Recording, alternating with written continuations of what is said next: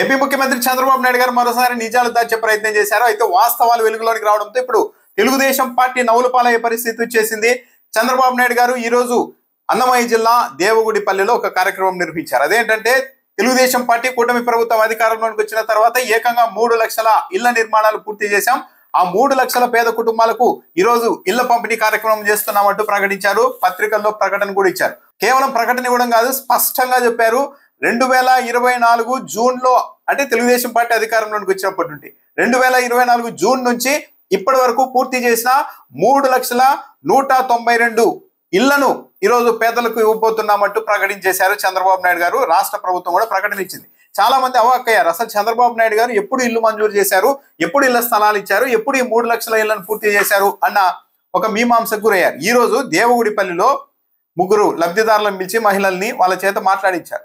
వాళ్ళైతే అసలు చంద్రబాబు నాయుడు గారు కూటమి ప్రభుత్వం లేకుంటే మాకు ఇల్లు వచ్చేవే కాదు అన్నట్టుగా మాట్లాడారు. కానీ చాలా మందికి అసలు ఎప్పుడు ఇల్లు మంజూరు చేశారు, ఎప్పుడు నిర్మాణం పూర్తయింది అనేది ఒక పెద్ద ఫజిల్. అయితే అలా మాట్లాడించిన వాళ్ళలో ముంతాజ్ బేగం అనే మహిళ ఒకరు కాగా హేమలత మరొకరు. కానీ వీళ్ళిద్దరు ప్రొఫైల్ చూస్తే వీళ్ళకి ఇల్లు ఎప్పుడు మంజూరయ్యాయి, ఎప్పుడు ఇళ్ల నిర్మాణం పూర్తయింది అనేది ఆన్లైన్లో వివరాలు చూస్తే మొత్తం వ్యవహారాలు బయటకు వచ్చేసాయి. వీళ్లకు 2022లోనే ఇల్లు మంజూరైంది. 2022లో అంటే జగన్మోహన్ రెడ్డి, ఈ ఇద్దరికి కూడా 2022లోనే ఇల్లు మంజూరైంది. ఆ తర్వాత విడతల వారిగా వీళ్ళకు పేమెంట్లు కూడా జరిగాయి. 2023కే స్లాబ్ కూడా నిర్మాణం కూడా పూర్తయింది. అంటే జగన్మోహన్ రెడ్డి హయాంలోనే స్లాబ్ నిర్మాణం కూడా పూర్తయింది. వీళ్ళంతా ఈ 3 లక్షల ఇల్లుని మేము నిర్మించామని చెప్తున్నారు కదా చంద్రబాబు నాయుడు గారు.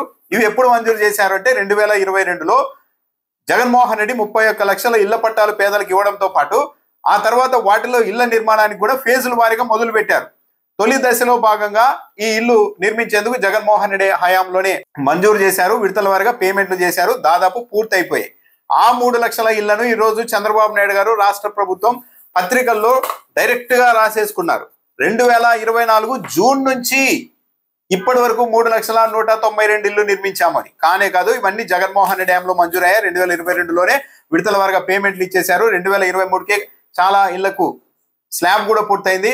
జగన్మోహన్ రెడ్డి హయాంలో దాదాపు పూర్తయిన ఇళ్లకు ఈరోజు చంద్రబాబు నాయుడు గారు మేమే ఇల్లు నిర్మించాం అని చెప్పుకోవడం మాత్రం విచిత్రంగా ఉంది. దాంతో పాటు చంద్రబాబు నాయుడు గారు ఈరోజు రాష్ట్ర ప్రభుత్వం తరఫున ఇచ్చిన ప్రకటనలో ఏకంగా జగన్మోహన్ రెడ్డి హయాంలో పల్లెటూర్లలో 1.5 సెంటు, పట్టణాల్లో 1 సెంటు ఇస్తే మేము పట్టణాల్లో 2 సెంట్లు, పల్లెల్లో 3 సెంట్లు స్థలం ఇచ్చామని కూడా చెప్పుకున్నారు. కానీ ఇప్పటి వరకు చంద్రబాబు నాయుడు గారు వచ్చి 18 నెలలు అవుతుంది. కానీ ఎక్కడా కూడా ఒక్కరికి కూడా అటు పల్లెల్లో కానీ పట్టణాల్లో కానీ ఒక్క ఇళ్ల పట్టా ఇచ్చింది లేదు. కానీ మేము మాత్రం 3 సెంట్లు ఇస్తున్నామని చెప్తున్నారు. ఇవ్వనప్పుడు 4 సెంట్లు 5 సెంట్లు కూడా ఇస్తామని ప్రకటించుకోవచ్చు. ఇచ్చిన తర్వాత చూపించాలి కదా. జగన్మోహన్ రెడ్డి హయాంలోనే సాచురేషన్ మోడ్లో ఇల్లు లేని ప్రతి ఒక్కరికి కూడా 31 లక్షల ఇళ్ల పట్టాలు ఇచ్చారు అప్పట్లోనే. యాక్చువల్లీ 2024 ఎన్నికల సమయంలోనే దాదాపు పూర్తి అయిపోయాయి. కానీ రాష్ట్ర ప్రభుత్వం ఉద్దేశపూర్వకంగా ఆలస్యం చేస్తూ వచ్చింది. మిగతా వ్యవహారాలు చిన్న చిన్న పేమెంట్లు ఉంటాయి. ఎందుకంటే వెంటనే ఆ డబ్బులు మంజూరు చేస్తే ఆటోమేటిక్గా ప్రజలకు అర్థమైపోతుంది, ఓహో జగన్మోహన్ రెడ్డి హయాంలో మొదలుపెట్టిన ఇల్లు కాబట్టి వెంటనే అయిపోయాయని. కాకుండా అలా కాకూడదనే మొత్తం చంద్రబాబు నాయుడు గారు అధికారంలోకి వచ్చిన తర్వాత కూటమి ప్రభుత్వమే ఇల్లు మంజూరు చేసి కూటమి ప్రభుత్వమే ఈ ఇళ్లను నిర్మాణం పూర్తి చేసిందన్న ఒక ఇంప్రెషన్ రావాలి అన్న ఉద్దేశంతో 18 నెలల పాటు కాలయాపన చేశారు.